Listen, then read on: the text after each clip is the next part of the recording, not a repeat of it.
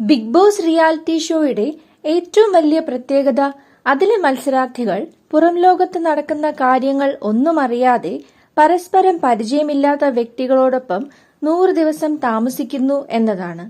എന്നാൽ ഇതിൽ പലതും ശരിയായി ഈ സീസണിൽ പാലിക്കപ്പെടുന്നുണ്ടോ എന്ന് തോന്നിക്കുന്ന തരത്തിലാണ് സീസൺ 6-ൽ പലതും നടക്കുന്നത്. ജാസ്മിന്റെ അച്ഛൻ ഫോൺ ചെയ്ത് പുറത്തെ കാര്യങ്ങൾ അറിയിച്ചതും ആ ഫോൺ കോൾ പ്രേക്ഷകരെ കേൾപ്പിക്കാത്തതും വിവാദമായിരുന്നു. മാനുഷിക പരിഗണനയുടെ പുറത്ത് അച്ഛനും മകളും തമ്മിലുള്ള സംഭാഷണമായതിനാൽ കേൾപ്പിച്ചില്ല എന്നാണ് ബിഗ് ബോസ് നൽകിയ വിശദീകരണം. എന്നാൽ ബിഗ് ബോസ് സീസൺ 3-ൽ ഡിംബൽ ഭാലിന്റെ അച്ഛൻ മരണപ്പെട്ടപ്പോൾ ആ ഫോൺ കോൾ പോലും പ്രക്ഷേപണം ചെയ്തിരുന്നു. ഇപ്പോൾ പുറത്തുവരുന്നത് നോറയും ജാസ്മിനും ഗബ്രിയും റസ്മിനും ജിൻഡോയും ബിഗ് ബോസ് വീട്ടിൽ വരുന്നതിന് മുൻപ് തന്നെ പരിചയക്കാരായിരുന്നു എന്നാണ്.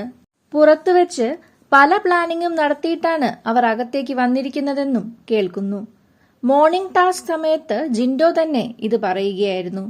ഈ കഥയിലെ കഥാപാത്രങ്ങൾ സാങ്കല്പികം മാത്രം എന്ന് പറഞ്ഞാണ് തുടങ്ങിയതെങ്കിലും വ്യക്തികളുടെ പേര് എടുത്തു പറഞ്ഞ് മത്സരത്തിന് മുൻപ് നടന്ന കാര്യങ്ങൾ ജിൻഡോ വെളിപ്പെടുത്തി.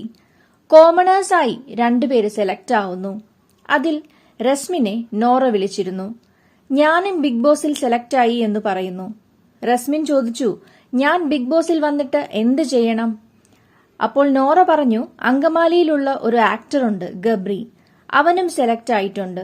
കോഴിക്കോടുള്ള ജാസ്മിനുമായി ഗബ്രി കൂട്ടായി, അവരൊന്നിച്ച് കളിക്കും, അപ്പോൾ നമുക്ക് 4 പേർക്കും കൂട്ടാവാം.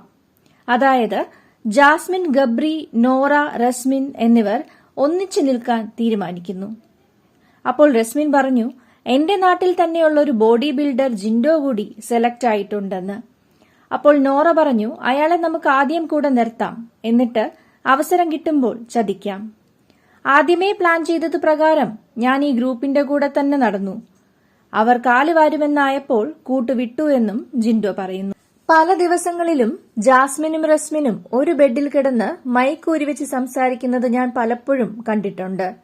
അവർ എപ്പോഴും പ്ലാനിങ്ങിലാണ്. ഇവിടെ യഥാർത്ഥ ഹീറോയിൻ റസ്മിനാണെന്നും ജിൻഡോ പറഞ്ഞു.